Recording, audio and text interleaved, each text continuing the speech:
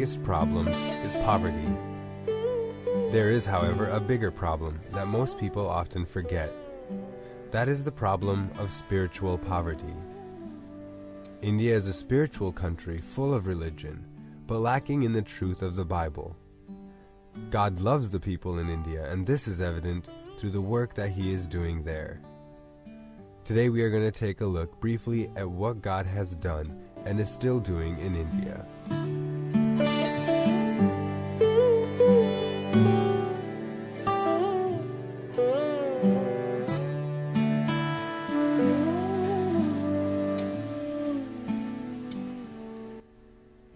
Let us begin by learning a little bit about the beginnings of missions in India.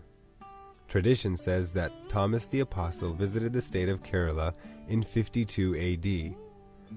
Although the exact origins of Christianity in India remain unclear, there is a general scholarly consensus that Christianity was rooted in India by the 6th century AD.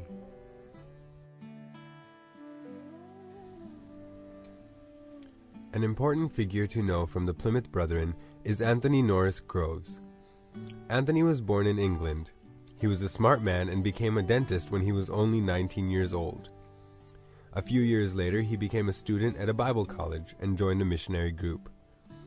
Eventually, in 1829, Anthony and his wife moved to Baghdad as missionaries. Soon after they started working there, things got really bad in Baghdad. There were wars, famines, and other difficult situations. The hardest one might have been the death of his wife. The neat thing about his story is that even through all that, he followed the Lord's direction and moved to India to work as a missionary. Anthony Groves used his skills as a dentist to support the ministries that he was doing.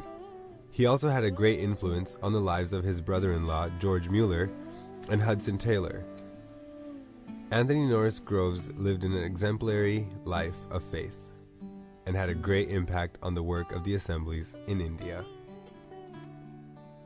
Now let us quickly look at what kind of ministry is going on in India today. There are over 3,000 assemblies in India and more than 2,000 commended workers. Gospel Fellowship Trust of India is an assembly organization that is working alongside the assemblies to help train and establish new workers and assemblies. They do this by hosting conferences and running a Bible college called Stewards Bible College. GFTI also works with the Birds Children's Home. This school is an environment for kids to be nurtured both physically and spiritually.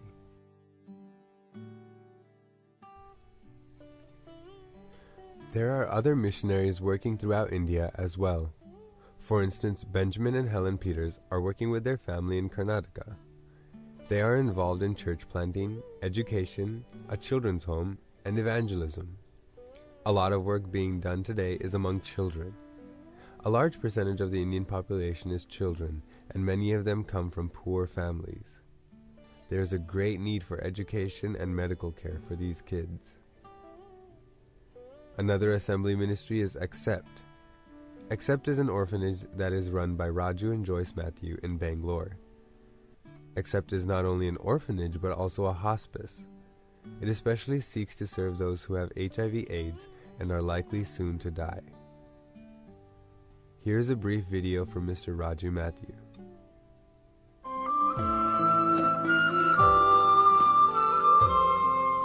So as these children are growing, we send them to school.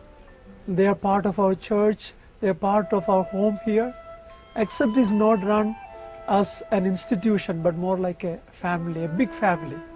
They all call me Daddy, and I love to hear that.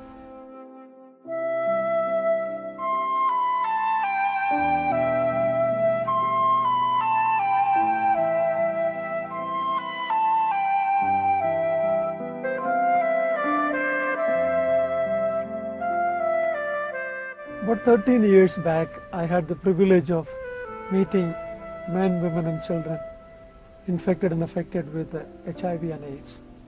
As we were caring for adults all this time, back in 2005, there was one mother with two children. One of the child was positive, one was negative. As she was dying, the family wanted the negative child because of some property that they can get. But the positive child they didn't want. And this dying mother asked me, will you take care of my son? That's what motivated me to look into the greater need of the children. And in a few days she died, but we took that little precious son, that boy. And we didn't have any children home or facility. With a small shed, we began this children's ministry. From 2005 to now, we have more than 20 children now, all precious children. Most of their parents have died of HIV or AIDS. And these children live here like their own home. And we have a dream for these children.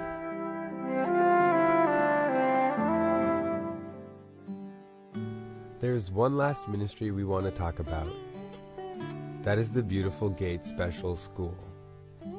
This school is run by the Locklear family and serves students with special needs. This ministry is such a huge blessing to India because there are very few Christian schools like this one. Many of their students used to be stuck at home because no one offered to teach them or help them grow. Now these same students are able to learn and get to have fun and experience the love of Jesus while they do it. After this presentation, you will all have the chance to bless the students at Beautiful Gate Special School by sending them a little gift. But before that, we hope you have enjoyed learning about missions in India. And we ask that you remember to pray for all the missionaries out there right now. Thank you.